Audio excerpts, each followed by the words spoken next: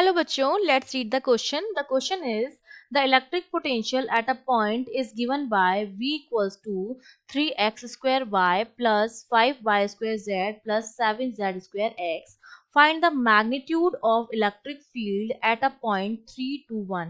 तो हमें इन पॉइंट्स पर 3 to 1 पॉइंट्स पर इलेक्ट्रिक फील्ड का मैग्नीट्यूड जो है वो कैलकुलेट करना है. तो यहाँ पर ये जो पॉइंट होगी ये x का पॉइंट होगा, ये y का होगा और ये z का पॉइंट होगा. तो हमारा की कॉन्सेप्ट क्या रहेगा इस क्वेश्चन को सॉल्व करने का. देखिए हम जानते हैं कि जो मेरा इलेक्ट्रिक फील्ड होता है वो मेरा बराबर होता है माइनस dv अपॉन dr के, जो कि हमारा क्या है पोटेंशियल ग्रेडियंट होता है. तो यहाँ से मुझे इलेक्ट्रिक फील्ड अगर निकालना है ई, तो मैं क्या लिख सकती हूँ यहाँ पर, ये हो जाएगा माइनस साइन, ये हो जाएगा यहाँ पर आर जो है वो हमारे क्या होते हैं पोजीशन के टर्म्स होते हैं. तो एक्स डायरेक्शन में डी आर जो होगा वो डी एक्स हो जाएगा, ठीक है. y डायरेक्शन में dy हो जाएगा और z डायरेक्शन में dz हो जाएगा. तो मैं यहाँ लिख सकती हूँ dv upon dx i cap plus dv upon dy j cap, क्योंकि x में क्या होता है i कैप होता है, y में j कैप होता है और k में k कैप होता है, plus dv upon dz k cap. इस तरह से मैं लिख सकती हूँ, ठीक है. तो अब मुझे क्या करना है, मुझे v की इक्वेशन दे रखी है. तो देखिए x के रेस्पेक्ट में जहां पर हमें इंटीग्रेट करना है वहां पर तो हम सिर्फ x के रेस्पेक्ट में ही करेंगे. तो dv अपॉन dx की जो वैल्यू आ जाएगी वो हमारे पास कितनी आ जाएगी, ये आ जाएगी 6xy प्लस z वाले टर्म में भी है एक x, तो ये हो जाएगा प्लस 7z स्क्वायर, ठीक है. ये तो मेरा आ गया dv अपॉन dx का आई कैप वाला term, plus dv upon dy वाला जो हम निकालेंगे वो हमारा कितना हो जाएगा 3x स्क्वायर, क्योंकि y में इस वाले टर्म में y आ रहा है और एक इस वाले टर्म में आ रहा है, तो वो हो जाएगा प्लस 10 का y. ये मेरे पास क्या हो जाएगा j कैप हो जाएगा, plus similarly dv upon dz है. तो z वाला टर्म देखिए एक तो इसमें है और एक इसमें है, तो इसमें ये मेरे पास कितना हो जाएगा 14 z x आ जाएगा, ये 14 z x, और ये प्लस में हमारे पास कितना हो जाएगा, प्लस में ये मेरे पास आ जाएगा प्लस 5y स्क्वायर. ये मेरे पास आ जाएगा e की वैल्यू, ठीक है.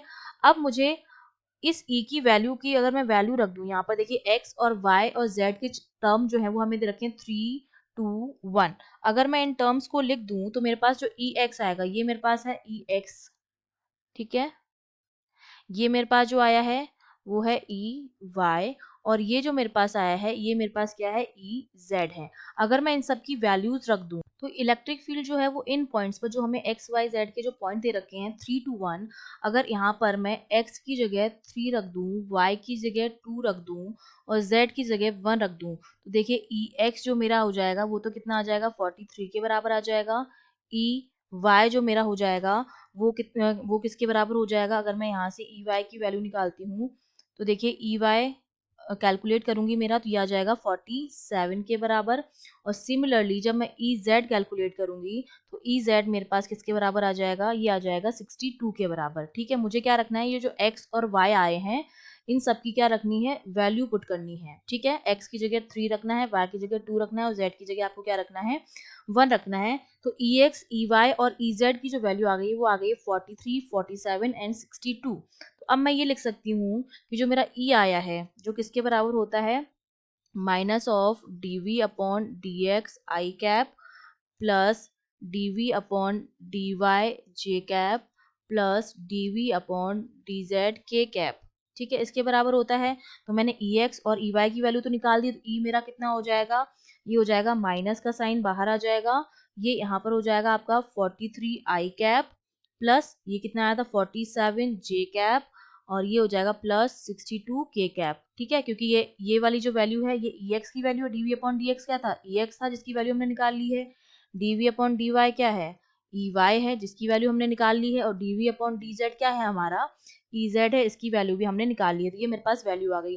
अब मुझे मैग्नीट्यूड निकालना है, तो मैग्नीट्यूड कैसे निकालते हैं, ई का जो मैग्नीट्यूड आएगा वो हमारा किस तरह से आएगा, यहाँ पर हर जगह ई पर आप इस तरह से साइन लगाइए क्योंकि ई हमारा जो है वो क्या है वेक्टर क्वांटिटी है, ठीक है.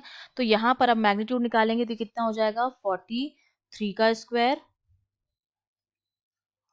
प्लस 47 का स्क्वायर प्लस 62 का स्क्वायर।